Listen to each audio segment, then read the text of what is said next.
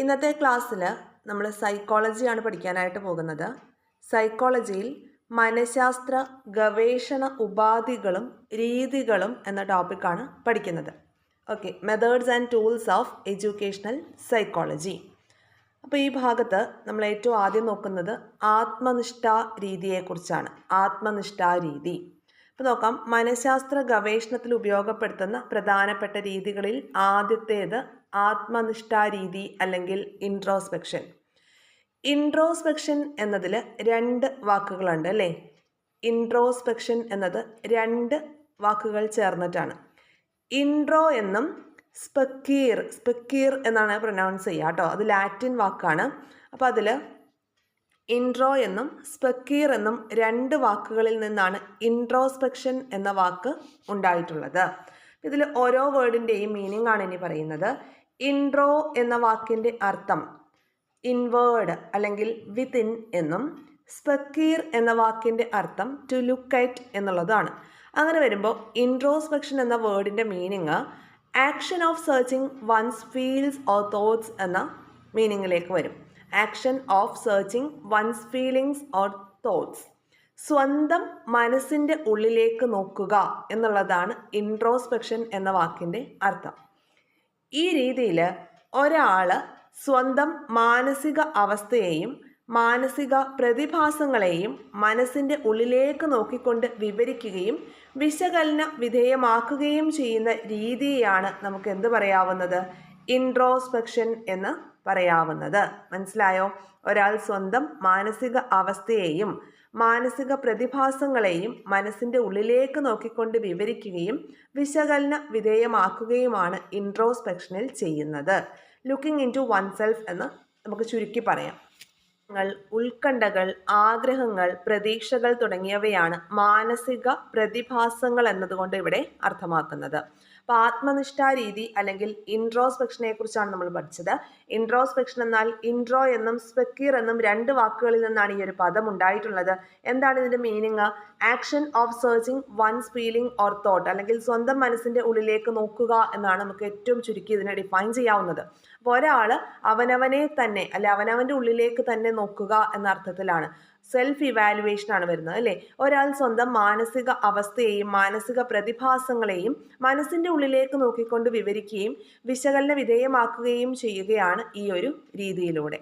അപ്പോൾ ഈ ഒരു രീതി കൊണ്ടുവന്നത് ആരൊക്കെയാണ് എന്നാണ് നമ്മൾ നോക്കുന്നത്.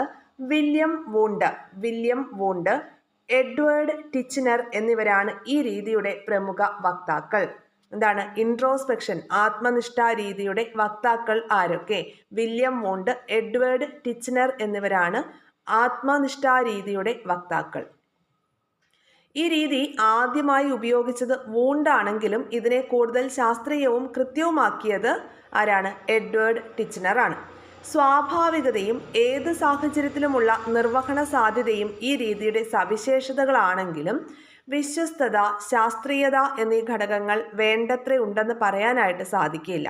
അപ്പം ഇതിൻ്റെ പ്രധാന ഡ്രോബാക്ക് ആയിട്ട് നമുക്ക് പറയാവുന്നത് കുട്ടികളിലും അസാധാരണ മാനസിക അവസ്ഥകൾ ഉള്ളവരിലും ഈ രീതി പ്രായോഗികമാവില്ല എന്നുള്ളതാണ്. അബ്നോർമൽ ആയിട്ടുള്ള ആളുകളിലും കുട്ടികളിലും നമുക്ക് ഇൻട്രോസ്പെക്ഷൻ എന്ന രീതി പ്രായോഗികമാക്കാൻ സാധിക്കില്ല. ഇൻട്രോസ്പെക്ഷൻ ക്ലിയർ ആയില്ലേ? ആത്മനിഷ്ഠാ രീതി ക്ലിയർ ആയല്ലോ? ഇൻട്രോ എന്നും സ്പെക്കീർ എന്നും രണ്ട് വാക്കുകളിൽ നിന്നാണ് ഇൻട്രോസ്പെക്ഷൻ എന്ന വേർഡ് വന്നിട്ടുള്ളത്. ഇൻട്രോസ്പെക്ഷൻ എന്ന് പറയുമ്പോൾ എന്താണ്? Looking into oneself ആണ് അല്ലേ? Action of searching one's feelings or thoughts എന്നാണ് പറഞ്ഞിട്ടുള്ളത്. അപ്പോൾ ഒരാൾ അവനവൻ്റെ ഉള്ളിലേക്ക് നോക്കി സ്വന്തം മാനസിക പ്രതിഭാസങ്ങളെക്കുറിച്ചൊക്കെ വിലയിരുത്തുന്ന ഒരു രീതിയാണ് ആത്മനിഷ്ഠാ രീതി എന്ന് പറയുന്നത്. വില്യം വൂണ്ടും എഡ്വേർഡ് ടിച്ച്നറുമാണ് ഇതിൻ്റെ പ്രധാനപ്പെട്ട വക്താക്കൾ. പിന്നെ പറഞ്ഞൊരു കാര്യമുണ്ട്, ഈ രീതി ആദ്യമായിട്ട് ഉപയോഗിച്ചത് വൂണ്ടാണെങ്കിലും ഇതിനെ കൂടുതൽ ശാസ്ത്രീയവും കൃത്യവുമാക്കിയത് ആരാണ്? എഡ്വേർഡ് ടിച്ച്നർ ആണെന്ന് പറഞ്ഞു. പിന്നെ ഇതിൻ്റെ ഡ്രോബാക്ക് ആയിട്ട് നമുക്ക് പറയാവുന്നത് കുട്ടികളിലും അതുപോലെ തന്നെ അസാധാരണ മാനസിക അവസ്ഥകൾ ഉള്ളവരിലും ഈ രീതി പ്രയോഗിക്കാനായിട്ട് സാധിക്കില്ല എന്നുള്ളതാണ്. ഇനി നമുക്ക് അടുത്തൊരു മെത്തേഡിലേക്ക് പോവാം. നിരീക്ഷണ രീതി അല്ലെങ്കിൽ ഒബ്സർവേഷനെ കുറിച്ചാണ് നോക്കുന്നത്. നമ്മളിപ്പോൾ യൂസ് ചെയ്യുന്ന ഈ ഒരു ടെക്സ്റ്റ് ബുക്ക് DLEDൻ്റെ 101 എന്ന കോഡുള്ള ടെക്സ്റ്റ് ബുക്കാണ് കേട്ടോ. അപ്പോൾ അത് നമ്മൾ നമ്മുടെ ടെലഗ്രാം ചാനലിൽ പിൻ ചെയ്ത് വെച്ചിട്ടുണ്ട്. ആവശ്യമുള്ളവർ ടെലഗ്രാം ചാനലിലേക്ക് ജോയിൻ ചെയ്തിട്ട് നിങ്ങൾക്ക് ഡൗൺലോഡ് ചെയ്ത് ഉപയോഗിക്കാം കേട്ടോ. അപ്പോൾ നിരീക്ഷണ രീതി സെക്കൻഡ് വൺ ഒബ്സർവേഷൻ നോക്കാം. സ്വഭാവ പഠനത്തിൻ്റെ ആദ്യകാല രീതി ഏതാണ്? ഒബ്സർവേഷനാണ്. സ്വഭാവ പഠനത്തിൻ്റെ ആദ്യകാല രീതി ഒബ്സർവേഷനാണ്. ഇവിടെ എങ്ങനെയാണ് ഒരു വ്യക്തിയുടെ വ്യവഹാരത്തെ തത്സമയം തന്നെ നേരിട്ട് നിരീക്ഷണ വിധേയമാക്കുകയാണ് ചെയ്യുന്നത്. നിരീക്ഷണ രീതിയിൽ ഒരു വ്യക്തിയുടെ വ്യവഹാരത്തെ തത്സമയം തന്നെ നേരിട്ട് നിരീക്ഷിക്കുകയാണ് ചെയ്യുന്നത്. ആധുനിക കാലത്ത് നിരീക്ഷണത്തിന് ഉപയോഗിക്കാവുന്ന ഒട്ടേറെ ശാസ്ത്രീയ ഉപകരണങ്ങൾ ലഭ്യമാണ് അല്ലേ? നമുക്കിപ്പോൾ ഒരുപാട് ഒബ്സർവേഷൻ ടൂൾസ് നമുക്ക് അവൈലബിൾ ആണ്. വ്യവഹാരത്തിൽ ഏർപ്പെടുന്ന വ്യക്തി ഗ്രൂപ്പ് അറിയാതെ നിരീക്ഷിക്കുമ്പോൾ അത് പരോക്ഷ നിരീക്ഷണവും ഇൻഡയറക്റ്റ് ഒബ്സർവേഷൻ, അതായത് ഇൻഡയറക്റ്റ് ഒബ്സർവേഷനും ഡയറക്റ്റ് ഒബ്സർവേഷനും അല്ലെ പാർട്ടിസിപ്പൻ്റ് ഒബ്സർവേഷൻ എന്ന് പറഞ്ഞിട്ട് നമുക്ക് ഒബ്സർവേഷനെ രണ്ടായിട്ട് ഡിവൈഡ് ചെയ്യാനായിട്ട് സാധിക്കും. അപ്പോൾ ഈ വ്യവഹാരത്തിൽ ഏർപ്പെടുന്ന വ്യക്തി അല്ലെങ്കിൽ ഗ്രൂപ്പ് അറിയാതെ നിരീക്ഷണം ചെയ്യുന്ന രീതിയാണ് പരോക്ഷ നിരീക്ഷണം എന്ന് പറയുന്നത്. നിരീക്ഷണ വിധേയമാകുന്നവർക്കൊപ്പം നിന്ന് നിരീക്ഷിക്കുമ്പോൾ അത് ഭാഗഭാഗിത്വ നിരീക്ഷണം അല്ലെങ്കിൽ പാർട്ടിസിപ്പൻ്റ് ഒബ്സർവേഷൻ ആയിട്ട് മാറും. ഭാഗഭാഗിത്വ നിരീക്ഷണവും അതുപോലെ തന്നെ പരോക്ഷ നിരീക്ഷണവും രണ്ട് ടൈപ്പാണ് ഒബ്സർവേഷൻ വരുന്നത്.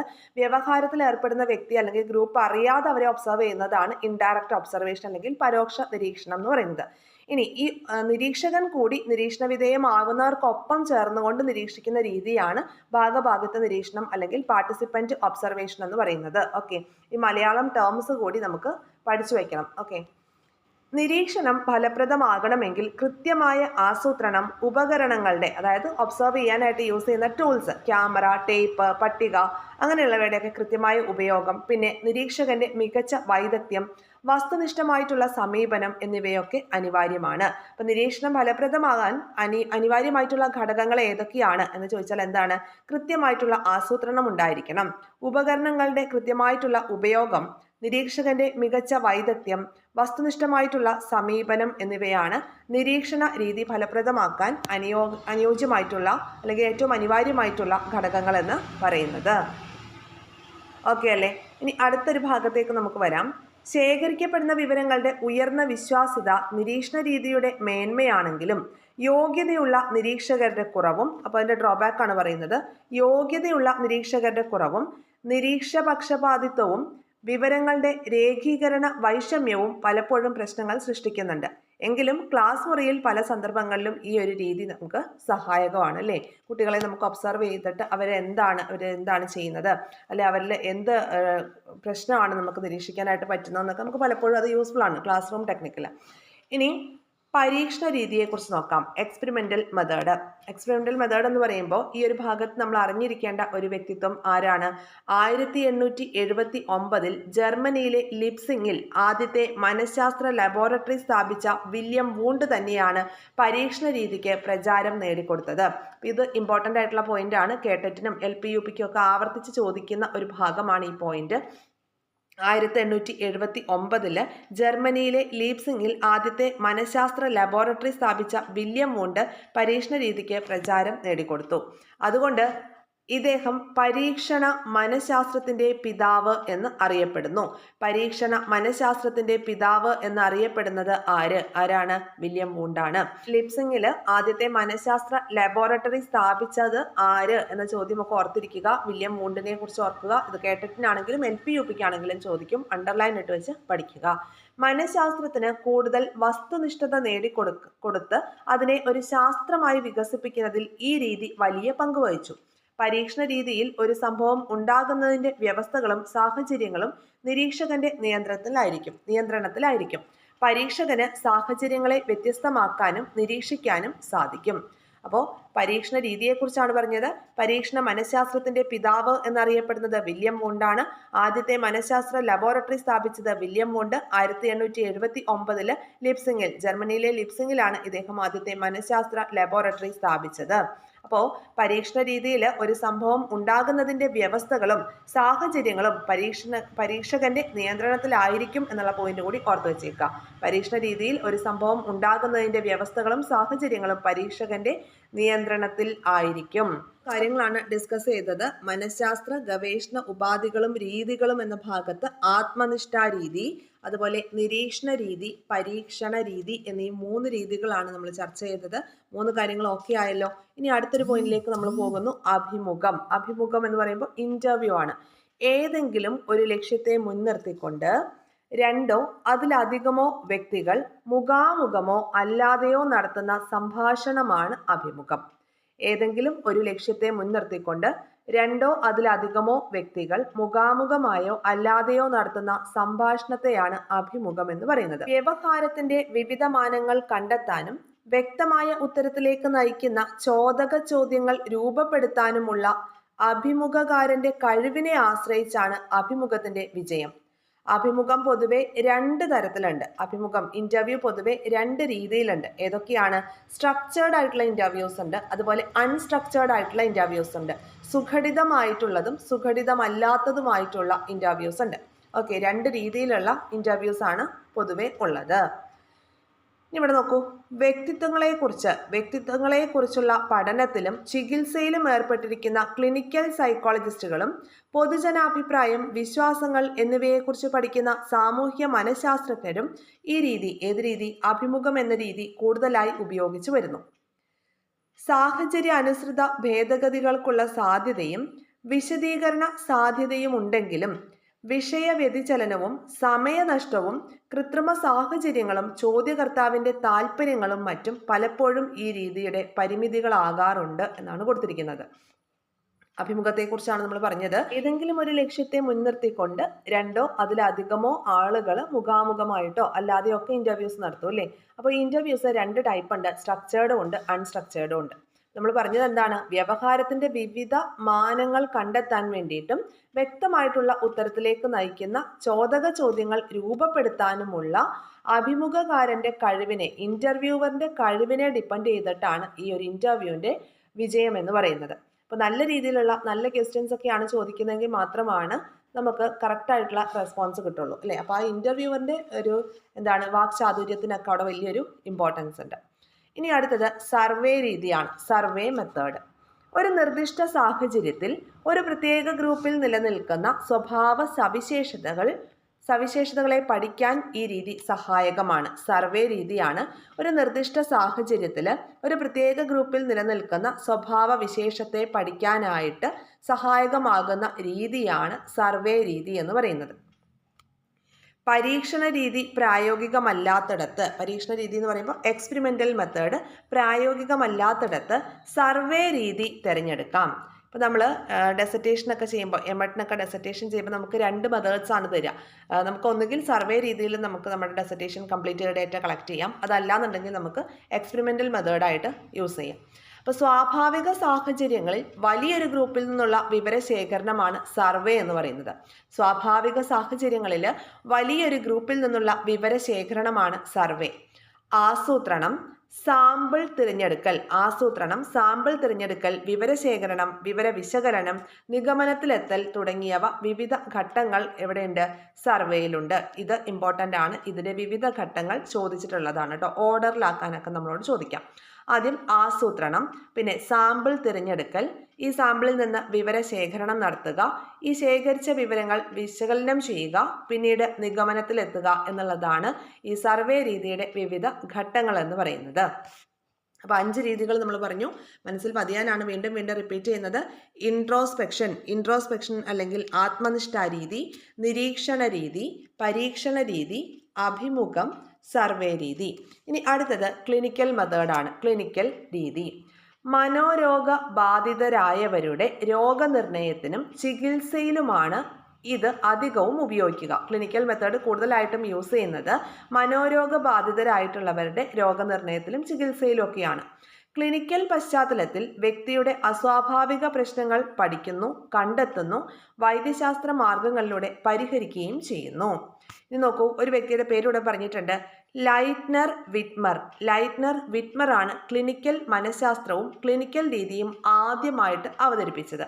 പിന്നീട് ഫ്രോയിഡ്, ആഡ്ലർ, യുങ് എന്നിവരും ഇത് ഫലപ്രദമായി ഉപയോഗിച്ചു. ഇപ്പോൾ ക്ലിനിക്കൽ മനഃശാസ്ത്രവും ക്ലിനിക്കൽ രീതിയും ആദ്യമായി അവതരിപ്പിച്ചത് ആരാണ്? ലൈറ്റ്നർ വിറ്റ്മർ എന്ന വ്യക്തിയാണ്. പിന്നീട് ഈ രീതി ഫ്രോയിഡും ആഡ്ലറും യുങ്ങും എല്ലാം ഫലപ്രദമായി ഉപയോഗിച്ചു എന്നും പറയുന്നുണ്ട്. ക്ലിനിക്കൽ മെത്തേഡ് കൂടുതലായിട്ടും യൂസ് ചെയ്യുന്നത് ആർക്ക് വേണ്ടിയിട്ടാണ്? മനോരോഗ ബാധിതരായവരുടെ രോഗനിർണയത്തിനും ചികിത്സയ്ക്കും ഒക്കെ വേണ്ടിയിട്ടാണ് ക്ലിനിക്കൽ മെത്തേഡ് പ്രോബബ്ലി യൂസ് ചെയ്യുന്നത്. അപ്പോൾ ക്ലിനിക്കൽ പശ്ചാത്തലത്തിൽ ആ വ്യക്തിയുടെ അസ്വാഭാവിക പ്രശ്നങ്ങളൊക്കെ പഠിക്കാനും അത് കണ്ടെത്താനും അതുപോലെ വൈദ്യശാസ്ത്ര മാർഗങ്ങളിലൂടെ അവ പരിഹരിക്കാനും ഒക്കെയാണ് ക്ലിനിക്കൽ രീതി കൂടുതലായിട്ടും ഉപയോഗിക്കുന്നത്. അപ്പോൾ ലൈറ്റ്നർ വിറ്റ്മർ ആണ് ഈ ഒരു ക്ലിനിക്കൽ മനഃശാസ്ത്രം ആദ്യമായിട്ട് അവതരിപ്പിച്ചത് എന്നത് ഓർത്തിരിക്കണം. ഇനി അടുത്തത് സോഷ്യോമെട്രിക് ടെക്നിക്ക്. നമ്മളിപ്പോൾ ഇത്രയും പഠിച്ചതിൽ ഏറ്റവും ഇമ്പോർട്ടൻ്റ് ആയിട്ടുള്ള ടെക്നിക്കാണ് സോഷ്യോമെട്രിക് ടെക്നിക്ക്. ഇത് PYQ ആയിട്ട് കേട്ടറ്റിനും അതുപോലെ LP-UPക്കും ചോദിച്ചിട്ടുണ്ട്, ഇനിയും ചോദിക്കുകയും ചെയ്യും. അപ്പോൾ സാമൂഹിക ബന്ധ പരിശോധനകൾ, സോഷ്യോമെട്രിക് ടെക്നിക്ക്. ഒരു ഗ്രൂപ്പിനുള്ളിലെ അംഗങ്ങളുടെ സാമൂഹിക ബന്ധത്തിൻ്റെ തോത് നിർണ്ണയിക്കാനും അയാളുടെ സ്വീകാര്യതയും അയാളോടുള്ള വിമുഖതയും എത്രമാത്രമാണ് എന്ന് പരിശോധിക്കാനുള്ള ഒരു മാർഗമാണ് ഈ ഒരു സോഷ്യോമെട്രിക് ടെക്നിക്ക് എന്ന് പറയുന്നത്. JL മൊറീനോ വികസിപ്പിച്ച, ഇത് ചോദിച്ചിട്ടുണ്ടേ, JL മൊറീനോ വികസിപ്പിച്ച സാമൂഹിക ബന്ധ പരിശോധന എന്തിനു വേണ്ടിയിട്ടാണ്? ഒരു ഗ്രൂപ്പിലെ അംഗങ്ങളുടെ സാമൂഹിക ബന്ധത്തിൻ്റെ തോത് നിർണ്ണയിക്കാൻ വേണ്ടിയിട്ടും അയാളുടെ സ്വീകാര്യത ആ ഒരു ഗ്രൂപ്പിൽ എത്രത്തോളം ഉണ്ട്, അല്ലെങ്കിൽ അയാളോടുള്ള വിമുഖത ആ ഗ്രൂപ്പ് മെമ്പേഴ്സിന് എത്രത്തോളം ഉണ്ട് എന്നൊക്കെ കണ്ടെത്താനുള്ള മാർഗമാണ് ഈ ഒരു സാമൂഹിക ബന്ധ പരിശോധന അല്ലെങ്കിൽ സോഷ്യോമെട്രിക് ടെക്നിക്ക് എന്ന് പറയുന്നത്. ഇത് വികസിപ്പിച്ചു കൊണ്ടുവന്നത് ആരാണ്? JL Moreno. അംഗങ്ങളോട് വിവിധ സാഹചര്യങ്ങളിൽ അവരോടൊപ്പം ഉണ്ടാകണമെന്ന് ആഗ്രഹിക്കുന്ന വ്യക്തികളുടെ പേരുകളും ഒഴിവാക്കാൻ ആഗ്രഹിക്കുന്ന വ്യക്തികളുടെ പേരും നിർദ്ദേശിക്കാനായിട്ട് ആവശ്യപ്പെടുന്നു. അപ്പോൾ നമ്മളൊരു ക്ലാസ്സിൽ ചെല്ലുന്നു, അവിടെ ചെന്നിട്ട് കുട്ടികളോട് പറയുകയാണ്, നിങ്ങൾക്ക് എപ്പോഴും ഫ്രണ്ടായിട്ടിരിക്കാൻ ആഗ്രഹമുള്ള കുറച്ച് ആളുകളുടെ പേരെഴുതുക, അല്ലെങ്കിൽ നിങ്ങൾക്ക് കൂടെ കൂടാൻ ഇഷ്ടമില്ലാത്ത ആളുകളുടെ പേരെഴുതുക. അപ്പോൾ ഈ വിവരങ്ങളൊക്കെ അപഗ്രഥിച്ച് ആ ഗ്രൂപ്പിലെ ആ ഒരു സാമൂഹിക ബന്ധത്തിൻ്റെ സ്വഭാവം നമുക്ക് വിലയിരുത്താനായിട്ട് സാധിക്കും. സാധാരണഗതിയിൽ സഹസമൂഹങ്ങളിലാണ് ഇത്തരം പഠനം നടത്തുന്നത്. അപ്പോൾ ഇങ്ങനെ ഈ ഒരു പഠനം നടത്തുമ്പോൾ നമുക്ക് ഇതേ കുറച്ച് പിക്ചറൈസ്ഡ് ഫോമിലൊക്കെ അല്ലെ കുട്ടികൾ നമുക്ക് എഴുതി തരുമ്പോൾ നമ്മൾ അതൊന്ന് അപഗ്രഥിച്ച് ഈ ഒരു രീതിയിലേക്കൊക്കെ കൊണ്ടുവരും. അപ്പോൾ ഇങ്ങനെ ഈ ഒരു രീതിയിലേക്ക് നമ്മൾ കൊണ്ടുവരുന്ന ഡേറ്റയെ നമുക്ക് സോഷ്യോഗ്രാം എന്ന് പറയാം. സോഷ്യോഗ്രാം. അപ്പോൾ നോക്കാം, ഇവിടെ പറഞ്ഞിട്ടുള്ള കാര്യം നോക്കാം. സോഷ്യോഗ്രാം എങ്ങനെയാണ് തയ്യാറാക്കുന്നതെന്നാണ്. അപ്പോൾ ഒരു സ്കൂളിൽ അല്ലെങ്കിൽ ഒരു ക്ലാസ്സിൽ പോയിട്ട് നമ്മളൊരു ആക്ടിവിറ്റി ആ കുട്ടികൾക്ക് കൊടുക്കുകയാണ്. പഠനയാത്ര പോകുമ്പോൾ ബസ്സിൽ നിങ്ങളുടെ കൂടെ സീറ്റിലിരിക്കേണ്ട സുഹൃത്ത് ആരാണ് എന്നൊരു ചോദ്യം കുട്ടികൾക്ക് കൊടുക്കുന്നു. അപ്പോൾ അവരെന്ത് ചെയ്യും? അത് എഴുതി നൽകും. പിറന്നാൾ ദിവസം നല്ലൊരു സമ്മാനം ഏതെങ്കിലും ഒരു സുഹൃത്തിന് നൽകാൻ വേണ്ടിയിട്ട് രക്ഷിതാക്കൾ പറഞ്ഞിട്ടുണ്ട്. അങ്ങനെയാണെങ്കിൽ നിങ്ങൾ ഏത് സുഹൃത്തിനും നൽകും? അങ്ങനെ കുറച്ച് ചോദ്യങ്ങളൊക്കെ ചോദിക്കും. അപ്പോൾ ആ ചോദ്യത്തിൻ്റെ അടിസ്ഥാനത്തിൽ കുട്ടികൾ പലരെയും സെലക്ട് ചെയ്യുകയാണ്. അപ്പോൾ ഇവിടെ നോക്കൂ, അപ്പോൾ ഇവിടെ കണ്ടോ, ഈ രീതിയിലുള്ള ചിത്രീകരണം, ഇതിനെയാണ് നമുക്ക് എന്ത് പറയുന്നത്? സോഷ്യോഗ്രാം എന്ന് പേരിട്ട് വിളിക്കാം. ഇവിടെ നോക്കുക, 5 എന്ന നമ്പറുള്ള കുട്ടിയെ കണ്ടോ, 3 കുട്ടികൾ ഇവിടെ സെലക്ട് ചെയ്തിരിക്കുകയാണ്. 5 എന്ന പേരാണെന്ന് നിങ്ങൾ സങ്കല്പിക്കുക. അപ്പോൾ 5 എന്ന പേരുള്ള ആ ഒരു കുട്ടിയെ 3 പേര് അവിടെ സെലക്ട് ചെയ്തിട്ടുണ്ട്. അതുപോലെ 1ഉം 4ഉം മ്യൂച്വലി സെലക്ട് ചെയ്തു.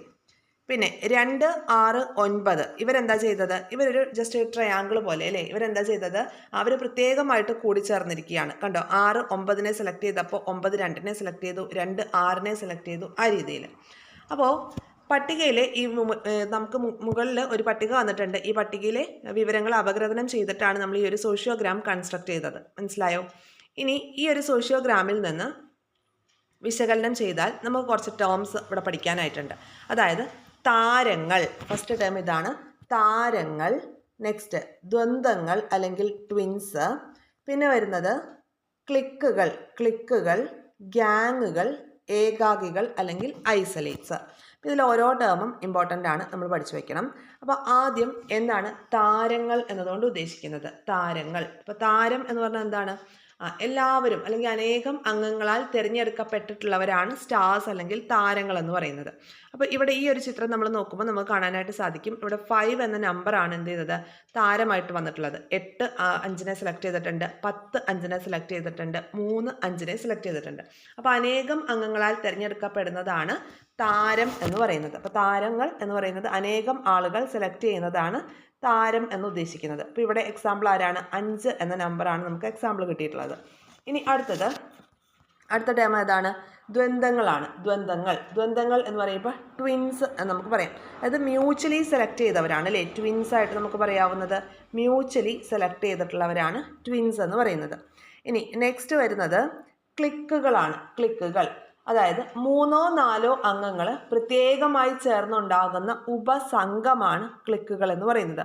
3-4 അംഗങ്ങൾ പ്രത്യേകമായി കൂടിച്ചേർന്നുണ്ടാകുന്ന ഉപസംഘമാണ് ക്ലിക്ക് എന്ന് പറയുന്നത്. ഇനി നോക്കിയേ, അപ്പോൾ ഇവിടെ ക്ലിക്ക് കണ്ടോ, ഇതാണ് ക്ലിക്ക്. ഓക്കെ, ക്ലിക്ക് 3-4 അംഗങ്ങൾ പ്രത്യേകമായി കൂടിച്ചേർന്നുണ്ടായിട്ടുള്ള ഒരു ഉപസംഘമാണ് ക്ലിക്ക് എന്ന് പറയുന്നത്. ഇനി ആരും സെലക്ട് ചെയ്തിട്ടില്ല എങ്കിൽ നമുക്ക് അയാളെ ഐസൊലേറ്റ് എന്ന് പറയാം. ഐസൊലേറ്റ്. ഇനി അതുപോലെ ഗ്യാങ് ഉണ്ട് അല്ലേ, ഗ്യാങ് എന്താണ്? വളരെ കൂടുതൽ അംഗങ്ങൾ ഒരു ചങ്ങല പോലെ നിർദ്ദേശിക്കപ്പെട്ടാൽ അവരെ നമുക്ക് ഗ്യാങ്ങുകൾ എന്ന് വിളിക്കാനായിട്ടും സാധിക്കും. ഇനി ആരാലും നിർദ്ദേശിക്കപ്പെടാതിരുന്നാൽ നമുക്ക് അയാളെ ഏകാഗി എന്ന് വിളിക്കാം. അപ്പോൾ അങ്ങനെ എന്തുകൊണ്ടാണ് ഈ കുട്ടിയെ ആരും സെലക്ട് ചെയ്യാതിരുന്നത്? എന്തെങ്കിലും ഒരു ഇഷ്യൂ ഉണ്ടാവുമല്ലോ. അങ്ങനെ നമുക്ക് അവിടെ ഫോം ചെയ്യുന്ന ഇഷ്യൂസൊക്കെ സോൾവ് ചെയ്യാനായിട്ട് ആസ് എ ടീച്ചർ നമുക്കത് ചെയ്യാനായിട്ടും സാധിക്കും. പ്രക്ഷേപണ രീതി അല്ലെങ്കിൽ പ്രൊജക്റ്റീവ് മെത്തേഡാണ് പ്രൊജക്റ്റീവ് മെത്തേഡ്. അപ്പോൾ എന്താണ് പ്രൊജക്റ്റീവ് മെത്തേഡ് എന്ന് നോക്കാം. അസ്വാഭാവികമായിട്ടുള്ള പെരുമാറ്റ സവിശേഷതകളുള്ള വ്യക്തികളുടെ സവിശേഷ സ്വഭാവത്തെയും അബോധ മനസ്സിലുള്ള അടിച്ചമർത്തപ്പെട്ട വികാരങ്ങളെയും മനസ്സിലാക്കുന്നതിനും അപഗ്രഥിക്കുന്നതിനുമുള്ള പ്രക്ഷേപണ രീതികളാണ് നമ്മൾ ഇനി പഠിക്കാനായിട്ട് പോകുന്നത്. പ്രൊജക്റ്റീവ് മെത്തേഡ് എന്ന് പറഞ്ഞാൽ എന്താണ്? വ്യക്തികളുടെ സവിശേഷ സ്വഭാവത്തെയും അവരുടെ അബോധ മനസ്സിൽ അടിച്ചമർത്തപ്പെട്ട വികാരങ്ങളെയൊക്കെ മനസ്സിലാക്കാൻ വേണ്ടിയിട്ടും അതിനെ അപഗ്രഥിച്ചെടുക്കാൻ വേണ്ടിയിട്ടും ഉപയോഗിക്കുന്ന രീതികളാണ് പ്രൊജക്റ്റീവ് മെത്തേഡ്സ് എന്ന് പറയുന്നത്. അപ്പോൾ ഇത് വളരെ ഇമ്പോർട്ടൻ്റ് ആണ്. നമുക്ക് നോക്കാം പ്രൊജക്റ്റീവ് മെത്തേഡ്സിൽ ഇൻക്ലൂഡ് ആവുന്നത് ഏത്, ഇൻക്ലൂഡ് ആവാത്തത് ഏത്, ആ രീതിയിലുള്ള ചോദ്യങ്ങളൊക്കെ പ്രതീക്ഷിക്കാം. നോക്കാം. Rorschach ink blot test, Rorschach മഷിയൊപ്പ് പരീക്ഷ, തീമാറ്റിക് അപ്പർസെപ്ഷൻ ടെസ്റ്റ്. നോക്കാട്ടോ, തീമാറ്റിക് അപ്പർസെപ്ഷൻ ടെസ്റ്റ്, പിന്നെ ചിൽഡ്രൻസ് അപ്പർസെപ്ഷൻ ടെസ്റ്റ്, പദസഹചരത്വ പരീക്ഷ വേർഡ് അസോസിയേഷൻ ടെസ്റ്റ്, വാക്യപൂരണ പരീക്ഷ സെൻറ്റൻസ് കംപ്ലീഷൻ ടെസ്റ്റ് തുടങ്ങിയവയൊക്കെ പ്രക്ഷേപണ രീതി അല്ലെങ്കിൽ പ്രൊജക്റ്റീവ് മെത്തേഡ്സിന് എക്സാമ്പിളാണ്. ഏതൊക്കെയാണ്? Rorschach ink blot test, thematic apperception test, children's apperception test, word association test, sentence completion test. ഇതൊക്കെ പ്രക്ഷേപണ രീതിക്ക് ഉദാഹരണമാണ്. ഇതിൽ കൂട്ടത്തിൽപ്പെടാത്തത് ഏത് എന്നൊക്കെ ചോദിക്കാം. അപ്പോൾ ഈ ഭാഗത്ത് നിങ്ങളൊരു കാര്യം ഒന്ന് നോട്ട് ചെയ്തേക്കാം. ഈ പ്രൊജക്റ്റീവ് മെത്തേഡ്സിൻ്റെ ഒക്കെ അവസാനം ടെസ്റ്റ് എന്നുള്ള രീതിയിലാണ് എൻഡ് ആവുന്നത്. കണ്ടോ, word association test, children's apperception test, Rorschach ink blot test. അപ്പോൾ ഈ ഒരു ടെസ്റ്റ് എന്ന രീതിയിലാണ് ഇത് അവസാനിക്കുന്നത്. ജസ്റ്റ് ഒരു കണക്ഷൻ പറഞ്ഞു എന്നേ ഉള്ളൂ കേട്ടോ. അപ്പോൾ പ്രക്ഷേപണ രീതി എന്നുള്ളത് എന്തിനു വേണ്ടിയിട്ടാണ് ഉപയോഗിക്കുന്നത്? വ്യക്തികളുടെ സവിശേഷ സ്വഭാവത്തെയും അബോധ മനസ്സിൽ അടിച്ചമർത്തപ്പെട്ട വികാരങ്ങളെയും മനസ്സിലാക്കാനും അപഗ്രഥിക്കാനും ഒക്കെ ആയിട്ട് ഉപയോഗിക്കുന്ന രീതിയാണ് ഇത്. ഓക്കെ അല്ലേ? ഇനി ഈ സോഷ്യോമെട്രി അതുപോലെ പ്രക്ഷേപണ രീതിയും ഒക്കെ ചോദ്യങ്ങൾ വന്നിട്ടുള്ളതാണ്, മനസ്സിലാക്കി വെക്കണം. അടുത്തത് സഞ്ചിത രേഖ അല്ലെങ്കിൽ ക്യുമുലേറ്റീവ് റെക്കോർഡ്. ഇൻ്റർവ്യൂവിനൊക്കെ പോകുമ്പോൾ നമ്മളോട് അനക്ഡോട്ടൽ റെക്കോർഡും ക്യുമുലേറ്റീവ് റെക്കോർഡും തമ്മിലുള്ള ഡിഫറൻസ് എന്താണ് എന്ന് ചോദിക്കാറുണ്ട് എന്ന് പറഞ്ഞു കേട്ടിട്ടുണ്ട് കേട്ടോ. അപ്പോൾ സഞ്ചിത രേഖ അല്ലെങ്കിൽ ക്യുമുലേറ്റീവ് റെക്കോർഡ് ഒരു കുട്ടിയെ വ്യക്തമായി അറിയാനും പഠിക്കാനും ആദ്യകാലം മുതലുള്ള തുടർച്ചയായ സൂക്ഷ്മമായ വിവരങ്ങൾ അനിവാര്യമാണ്. അപ്പോൾ ഒരു കുട്ടി പഠനം ആരംഭിക്കുമ്പോൾ മുതൽ അവനെക്കുറിച്ചുള്ള സൂക്ഷ്മമായിട്ടുള്ള കാര്യങ്ങളൊക്കെ കളക്ട് ചെയ്ത് വയ്ക്കുന്നു. അപ്പോൾ ഈ രീതിയിൽ തുടർച്ചയായി വിവരങ്ങൾ ശേഖരിച്ച് സഞ്ചിയിലിട്ട് വെക്കുന്നതിനെ സഞ്ചിത രേഖ എന്ന് പറയുന്നത് കണക്ട് ചെയ്ത് വയ്ക്കുക. ഓക്കെ, അപ്പോൾ ഒരു കുട്ടിയെ വ്യക്തമായിട്ട് അറിയാനും പഠിക്കാനും ആദ്യകാലം മുതലുള്ള തുടർച്ചയായിട്ടുള്ള സൂക്ഷ്മമായ വിവരങ്ങൾ നമുക്ക് ആവശ്യമാണ്. ഈ രീതിയിൽ തുടർച്ചയായ വിവരങ്ങൾ ശേഖരിച്ച് രേഖപ്പെടുത്തുന്ന സമഗ്രമായിട്ടുള്ള ഒരു റെക്കോർഡാണ് സഞ്ചിത രേഖ. നിങ്ങൾ പഠിച്ചു വയ്ക്കേണ്ടത് ഒരു കുട്ടിയെക്കുറിച്ചുള്ള തുടർച്ചയായിട്ടുള്ള കണ്ടിന്യൂസ് ആയിട്ടുള്ള കാര്യങ്ങൾ ക്യുമുലേറ്റ് ചെയ്ത് ഒരു സഞ്ചിയിലിട്ട് സൂക്ഷിച്ചു വെക്കുന്നതിനെ സഞ്ചിത രേഖ എന്ന് പറയുന്നു. ആലോചിക്കാം. കാര്യശേഷി, മാനസിക പക്വത, പഠന നേട്ടം, സാമൂഹിക ബോധം, മൂല്യബോധം, വൈകാരിക വികാസം, ആരോഗ്യസ്ഥിതി, പാഠ്യേതര താൽപ്പര്യങ്ങൾ, സാമൂഹിക പശ്ചാത്തലം, മെച്ചപ്പെടൽ സാധ്യതകൾ തുടങ്ങി ഒട്ടേറെ വിവരങ്ങൾ സഞ്ചിത രേഖയിൽ ഉണ്ടായിരിക്കും. അപ്പോൾ ഒരു കുട്ടിയെ വ്യക്തമായിട്ട് അറിയാനും പഠിക്കാനും ആദ്യകാലം മുതലുള്ള അവൻ്റെ തുടർച്ചയായിട്ടുള്ള വിവരങ്ങൾ അനിവാര്യമാണ്. അപ്പോൾ ഈ രീതിയിൽ തുടർച്ചയായ വിവരങ്ങൾ ശേഖരിച്ച് രേഖപ്പെടുത്തുന്ന സമഗ്രമായിട്ടുള്ള റെക്കോർഡാണ് ക്യുമുലേറ്റീവ് റെക്കോർഡ് എന്ന് പറയുന്നത്. അപ്പോൾ ഈ ക്യുമുലേറ്റീവ് റെക്കോർഡിൽ എന്തെല്ലാം കാര്യങ്ങൾ ഉണ്ടായിരിക്കും? അവൻ്റെ കാര്യശേഷി, മാനസിക പക്വത, പഠന നേട്ടം, സാമൂഹിക ബോധം, മൂല്യബോധം, വൈകാരിക വികാസം, ആരോഗ്യസ്ഥിതി, പാഠ്യേതര താല്പര്യങ്ങൾ, സാമൂഹിക പശ്ചാത്തലം, മെച്ചപ്പെടൽ സാധ്യതകൾ ഒക്കെ ഇതിൽ ഇൻക്ലൂഡഡ് ആയിരിക്കും. ഇനി ഉപാഖ്യാന രേഖ അല്ലെങ്കിൽ അനക്ഡോട്ടൽ റെക്കോർഡ് എന്താണ്? കുട്ടികളിൽ ഉണ്ടാവുന്ന അവിചാരിതമായ പ്രതികരണങ്ങളും സവിശേഷ സംഭവങ്ങളും രേഖപ്പെടുത്തി വെക്കുന്ന റെക്കോർഡാണിത്. അപ്പോൾ ഈ അനക്ഡോട്ടൽ റെക്കോർഡ് അല്ലെങ്കിൽ ഉപാഖ്യാന രേഖ എന്ന് പറയുന്നത് അവിചാരിതമായിട്ടുള്ള പ്രതികരണങ്ങൾ അല്ലെങ്കിൽ സവിശേഷ സംഭവങ്ങൾ മാത്രം റെക്കോർഡ് ചെയ്ത് വെക്കുന്നതാണ്. ആകസ്മികമായിട്ടുള്ള പ്രതികരണങ്ങളും സവിശേഷ സംഭവങ്ങളും അപ്പോൾ രേഖപ്പെടുത്തി വെക്കുന്നത് കുട്ടിയുടെ വ്യക്തിത്വ സവിശേഷതകളിലേക്ക് വെളിച്ചം വീശുന്നു. പേര്, സംഭവ വിവരണം, സംഭവ വ്യാഖ്യാനം തുടങ്ങിയവ രേഖപ്പെടുത്താനുള്ള കോളങ്ങൾ ഈ റെക്കോർഡിൽ ഉണ്ടായിരിക്കും. ഓക്കെ, അപ്പോൾ ഉപാഖ്യാന രേഖയെ കമ്പയർ നോക്കുമ്പോൾ നമ്മുടെ സഞ്ചിത രേഖ വളരെ ബ്രോഡായിട്ടുള്ളൊരു റെക്കോർഡാണ് എന്നുള്ളത് മനസ്സിലാക്കി വെക്കുക. ആ കുട്ടിയുടെ ആദ്യം മുതലുള്ള കാര്യങ്ങളൊക്കെ റെക്കോർഡ് ചെയ്ത് വെക്കുന്ന സഞ്ചിത രേഖയിലാണ്. ഉപാഖ്യാന രേഖ എന്ന് പറയുമ്പോൾ ആ കുട്ടിയിൽ ഉണ്ടാവുന്ന അൺഎക്സ്പെക്റ്റഡ് ആയിട്ടുള്ള പ്രതികരണങ്ങളും സവിശേഷ സംഭവങ്ങളും മാത്രമാണ് അതിലുണ്ടാവുന്നത്. അപ്പോൾ ഒരു കുട്ടി സ്കൂൾ മാറി പോകുമ്പോൾ ഇതിൽ ഏത് രേഖ കൊണ്ടുപോയാലാണ് ആ ഒരു പുതിയ സ്കൂളിലെത്തുമ്പോൾ അധ്യാപകന് ഈ കുട്ടിയെ പൂർണ്ണമായിട്ട് മനസ്സിലാക്കാനായിട്ട് സാധിക്കുക? ക്യുമുലേറ്റീവ് റെക്കോർഡാണ് കേട്ടോ, ക്യുമുലേറ്റീവ് റെക്കോർഡ്. കുട്ടികളുടെ ശാരീരികവും മാനസികവും സാമൂഹികവും പഠനപരവുമായിട്ടുള്ള ഘടകങ്ങളെ വിലയിരുത്തി രേഖപ്പെടുത്തുന്ന ഒരു രേഖയാണ് സഞ്ചിത രേഖ എന്നുകൂടി പഠിച്ചു വയ്ക്കുക. ഓക്കെ, പിന്നെ ഉപാഖ്യാന രേഖയെക്കുറിച്ച് പറയുകയാണെങ്കിൽ കുട്ടികളുടെ പ്രശ്നങ്ങളെ പറ്റി പഠിക്കുന്നതിന് ധാരാളം മനഃശാസ്ത്ര പഠന രീതികൾ നിലവിലുണ്ട്. അപ്പോൾ ഒരു പ്രത്യേക സാഹചര്യത്തിൽ കുട്ടികൾ എങ്ങനെ പെരുമാറുന്നുവെന്നും സത്യസന്ധത, സഹായമനസ്കത എന്നീ സ്വഭാവങ്ങൾ കണ്ടെത്താനും ഒക്കെയുള്ള മനഃശാസ്ത്ര പഠന രീതി ഏതാണ്? ഉപാഖ്യാന രീതിയാണ്. ഇത് രണ്ടും PYQs ആണ് കേട്ടോ. അപ്പോൾ ഉപാഖ്യാന റെക്കോർഡ് അല്ലെങ്കിൽ രേഖ എന്ന് പറയുന്നത് എന്താണ്, സഞ്ചിത രേഖ എന്നുള്ളത് എന്താണെന്നുള്ളത് ക്ലിയർ ആയല്ലോ. ഇനി അടുത്തത് നമ്മൾ നോക്കുന്നത് ചെക്ക് ലിസ്റ്റിനെ കുറിച്ചാണ്. Check list. അപ്പോൾ ചെക്ക് ലിസ്റ്റ് എന്ന് പറയുമ്പോൾ പേര് സൂചിപ്പിക്കുന്ന പോലെ തന്നെ വ്യക്തിത്വ സവിശേഷതകളെക്കുറിച്ചുള്ള വിവരങ്ങൾ ലളിതമായി രേഖപ്പെടുത്തുന്നതിനുള്ള ഉപാധിയാണ് ചെക്ക് ലിസ്റ്റ്.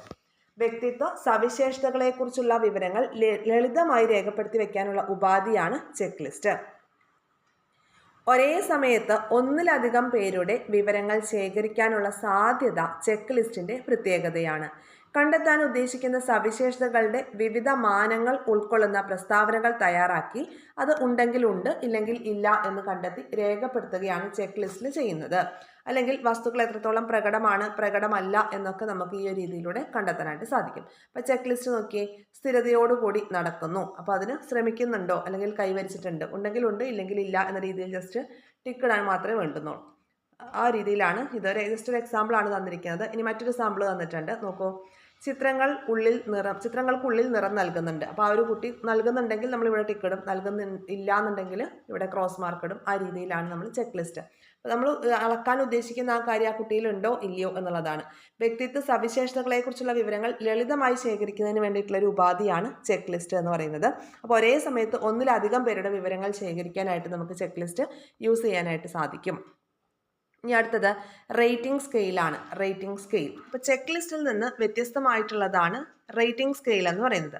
ഒരു സാഹചര്യത്തെക്കുറിച്ചോ വസ്തുതയെക്കുറിച്ചോ സ്വഭാവ സവിശേഷതകളെക്കുറിച്ചോ ഉള്ള വിലയിരുത്തലിൻ്റെ പ്രകാശനമാണ് ഇതിലുള്ളത്. ചെക്ക് ലിസ്റ്റിൽ നിന്ന് വ്യത്യസ്തമായി റേറ്റിംഗ് സ്കെയിലിൽ നിരീക്ഷിക്കപ്പെടുന്ന വ്യവഹാരത്തിൻ്റെ പ്രത്യേകതകൾ എത്ര അളവിലും തീവ്രതയിലുമുണ്ട് എന്ന് ചില മാനദണ്ഡങ്ങളുടെ അടിസ്ഥാനത്തിൽ രേഖപ്പെടുത്തുന്നുണ്ട്. അപ്പോൾ 3 മുതൽ 11 വരെ റേറ്റിംഗ് തലങ്ങളുള്ള വിവിധ റേറ്റിംഗ് സ്കെയിലുകൾ നിലവിലുണ്ട്. അപ്പോൾ റേറ്റിംഗ് സ്കെയിൽ എന്ന് പറയുമ്പോൾ വിവിധ റേറ്റുകളാണ് നമ്മൾ അതിൽ കൊടുക്കുന്നത്. 3 മുതൽ 11 വരെയുള്ള റേറ്റിംഗ് തലങ്ങളുള്ള വിവിധ റേറ്റിംഗ് സ്കെയിലുകൾ ഉണ്ട് എന്നാണ് പറയുന്നത്. അതിൽ തന്നെ പ്രസിദ്ധമായിട്ടുള്ള കുറച്ച് റേറ്റിംഗ് സ്കെയിലാണ് നമുക്ക് ഇവിടെ തന്നിരിക്കുന്നത്. ഏതൊക്കെയാണ്? ലിക്കേർട്ട് സ്കെയിൽ, 5 പോയിന്റ് സ്കെയിലാണ് ലിക്കേർട്ട് സ്കെയിൽ. എന്താണ് ഈ 5 പോയിന്റ് സ്കെയിൽ എന്നൊക്കെ ഉദ്ദേശിക്കുന്നത്? ഇപ്പോൾ excellent, very good, good, average, poor, അതെന്താണ്? അതൊരു 5 പോയിന്റ് സ്കെയിലാണ്. ഇനി തേഴ്സ്റ്റൺ സ്കെയിൽ, അത് 11 പോയിന്റ് റേറ്റിംഗ് സ്കെയിലാണ്. അപ്പോൾ അതൊക്കെ പ്രശസ്തമായിട്ടുള്ള റേറ്റിംഗ് സ്കെയിലുകളാണ് കേട്ടോ. ലിക്കേർട്ട് സ്കെയിൽ, അതുപോലെ തേഴ്സ്റ്റൺ സ്കെയിലൊക്കെ. പൊതുവെ റേറ്റിംഗ് സ്കെയിൽ തയ്യാറാക്കുമ്പോൾ അനുകൂല പ്രസ്താവനകൾക്കും പ്രതികൂല പ്രസ്താവനകൾക്കും തുല്യ പരിഗണനയാണ് നൽകുന്നത്. ഓക്കെ, അപ്പോൾ റേറ്റിംഗ് സ്കെയിൽ അറിയാലോ. അപ്പോൾ റേറ്റിംഗ് സ്കെയിൽ മനസ്സിലായി. അത് പോസിറ്റീവ് സ്റ്റേറ്റ്മെൻറ്റ്സും ഓക്കെ അനുകൂല പ്രസ്താവനകളും ചിലത് പ്രതികൂല പ്രസ്താവനകളും ഒക്കെ ആയിരിക്കും ഇതിലുണ്ടാവുക. പൊതുവെ റേറ്റിംഗ് സ്കെയിൽ തയ്യാറാക്കുമ്പോൾ ഈ രണ്ട് തരത്തിലുള്ള പ്രസ്താവനകൾക്കും ഏതാണ്ട് തുല്യ പരിഗണനയാണ് നൽകുന്നത്. ഓക്കെ അല്ലേ? റേറ്റിംഗ് സ്കെയിലും ചെക്ക് ലിസ്റ്റും തമ്മിലുള്ള വ്യത്യാസം മനസ്സിലായല്ലോ. ചെക്ക് ലിസ്റ്റ് എന്ന് പറയുമ്പോൾ ആ ഒരു നമ്മൾ അളക്കാൻ ഉദ്ദേശിക്കുന്ന കാര്യം ഉണ്ടെങ്കിൽ ഉണ്ട് ഇല്ലെങ്കിൽ ഇല്ല എന്ന രീതിയിലുള്ള ചെക്ക് അല്ലെങ്കിൽ ജസ്റ്റ് ടിക്ക് മാർക്ക് കൊടുക്കുകയാണ് നമ്മൾ ചെയ്യുന്നത്. റേറ്റിംഗ് സ്കെയിലാണെങ്കിൽ അത് എത്രത്തോളം ഉണ്ട് ആ തീവ്രത കൂടി നമുക്ക് മനസ്സിലാക്കാനായിട്ട് സാധിക്കുമെന്നുള്ളതാണ്. ലിക്കർട്ട് സ്കെയിൽ 5 പോയിന്റ് സ്കെയിലാണെന്നും തേഴ്സൺ സ്കെയിൽ 11 പോയിന്റ് സ്കെയിലാണ് റേറ്റിംഗ് സ്കെയിലിന് എക്സാമ്പിൾസ് ആണെന്നുള്ളതും ഓർത്തിരിക്കുക. ഇനി അടുത്തത് ചോദ്യാവലി അല്ലെങ്കിൽ ക്വസ്റ്റ്യനെയറിനെ കുറിച്ചാണ് നമ്മൾ നോക്കുന്നത്. ദത്തശേഖരണം എന്ന് വെച്ചാൽ ഡേറ്റ കളക്ഷൻ. ഡേറ്റ കളക്ഷന് വ്യാപകമായി ഉപയോഗിക്കുന്ന ഒരു ഉപാധിയാണ് ചോദ്യാവലി എന്ന് പറയുന്നത്. വിവരശേഖരണത്തിന് താരതമ്യേന പ്രയാസം കുറഞ്ഞതും വേഗതയും സമയലാഭവും ഉള്ളതുമായിട്ടുള്ള ഉപാധിയാണ് ഇത്. വിവരശേഖരണത്തിന് താരതമ്യേന പ്രയാസം കുറഞ്ഞതും വേഗതയും സമയലാഭവും നമുക്ക് ചോദ്യാവലിയിലൂടെ കണ്ടെത്താനായിട്ട് സാധിക്കും.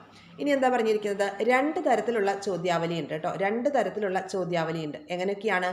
ക്ലോസ്ഡ് എൻഡഡ് ചോദ്യാവലി, ഓപ്പൺ എൻഡഡ് ചോദ്യാവലി എന്ന തരത്തിൽ 2 രീതിയിലുള്ള ക്വസ്റ്റ്യനെയേഴ്സ് ആണ് നമുക്ക് അവൈലബിൾ ആവുന്നത്. അപ്പോൾ ക്ലോസ് എൻഡഡ് ചോദ്യാവലി എന്ന് പറയുമ്പോൾ എന്താണ്? നമുക്ക് ഇഷ്ടമുള്ള ഉത്തരം അല്ലെ എസ് ഓർ നോ ക്വസ്റ്റ്യൻസ് ഒക്കെ എന്താണ്? ക്ലോസ് എൻഡഡ് ആണ്. ഒന്നുകിൽ നമുക്ക് എസ് സെലക്ട് ചെയ്യാം അല്ലെങ്കിൽ നമുക്ക് നോ സെലക്ട് ചെയ്യാം. ഇനി ഓപ്പൺ എൻഡഡ് ചോദ്യാവലി എന്ന് പറയുമ്പോൾ എന്താണ്? നമുക്ക് തിരഞ്ഞെടുക്കാൻ അവിടെ ഉത്തരം ഒന്നും നൽകിയിട്ടുണ്ടാവില്ല, നമ്മളായിട്ട് പ്രതികരണം കൊടുക്കണം അല്ലെ. ആ രീതിയിലുള്ളതാണ് ഓപ്പൺ എൻഡഡ് ചോദ്യാവലി എന്ന് പറയുന്നത്. തിരഞ്ഞെടുക്കാൻ നമുക്ക് ഉത്തരങ്ങൾ നൽകിയിട്ടില്ല, നമ്മളായിട്ട് തന്നെ പ്രതികരണം അവിടെ കൊടുക്കണം. അപ്പോൾ നമുക്ക് പ്രതികരിക്കുന്ന ആളുടെ ഇഷ്ടത്തിനനുസരിച്ച് എന്ത് ചെയ്യാം? അവിടെ ആൻസർ കൊടുക്കാം. പക്ഷേ ക്ലോസ് എൻഡഡ് ചോദ്യാവലി എന്ന് പറയുമ്പോൾ നമ്മൾ ആൻസർ കൊടുക്കുന്ന ആൾക്ക് എന്തില്ല? അവിടെ ഓപ്ഷൻ ഇല്ല. അവിടെ എസ് ഓർ നോ ഓൾറെഡി കൊടുത്തിട്ടുണ്ടെങ്കിൽ അതിലേതെങ്കിലും ഒന്ന് സെലക്ട് ചെയ്യുക എന്നുള്ള ഓപ്ഷൻ മാത്രമേ ഉള്ളൂ. എക്സ്പ്ലെയിൻ ചെയ്യാനുള്ള ഒരു ഓപ്ഷൻ അവിടെ ഇല്ല. ക്ലിയർ ആയല്ലോ? തിരഞ്ഞെടുക്കാൻ ഉത്തരങ്ങൾ നൽകാത്തതാണ് എന്ത്? ഓപ്പൺ എൻഡഡ് ചോദ്യാവലി എന്ന് പറയുന്നത്. സാമൂഹിക സ്വീകാര്യത പ്രതികരണങ്ങളെ സ്വാധീനിക്കാനുള്ള സാധ്യത ഒരു ചോദ്യാവലിയുടെ പരിമിതിയാണ്. സാമൂഹിക സ്വീകാര്യത പ്രതികരണങ്ങളെ സ്വാധീനിക്കാനുള്ള സാധ്യത എന്നിവയൊക്കെ ചോദ്യാവലിയുടെ ഒരു പരിമിതിയായിട്ട് നമുക്ക് പറയാം. ചോദ്യാവലി എന്താണെന്ന് ക്ലിയർ ആയല്ലോ.